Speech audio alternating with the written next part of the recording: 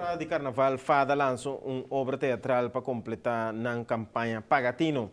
Durante a campanha, introduziu um concurso que escreve um obstáculo em conexão com o dia de família que está awe, dia 5 de maio. FADA, a saque ganador. Temporada de janeiro, fevereiro, temporada de carnaval, menina conheci, nós estamos tendo obra teatral, Desafio.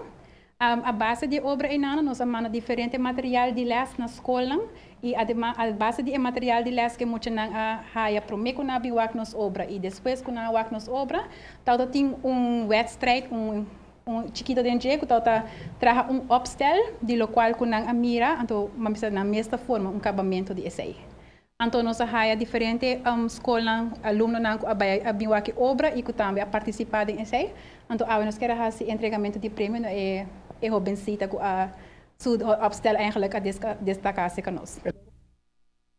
O movimento de obstáculo tem como propósito para mirar se a mensagem que FADA quer trazer adiante a chegar na turistão que vai mirar a obra.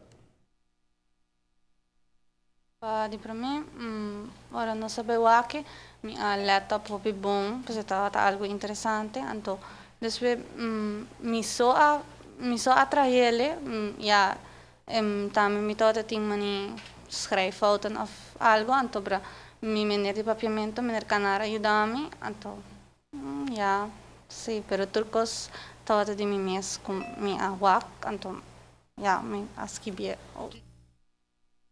O que mais, segundo o ganador, a resultar peta é a problemática de embaraço juvenil que está na boa de nossa juventude. O ganador está sumamente contente com o seu prêmio e está seguro de lo seguir aqui no futuro.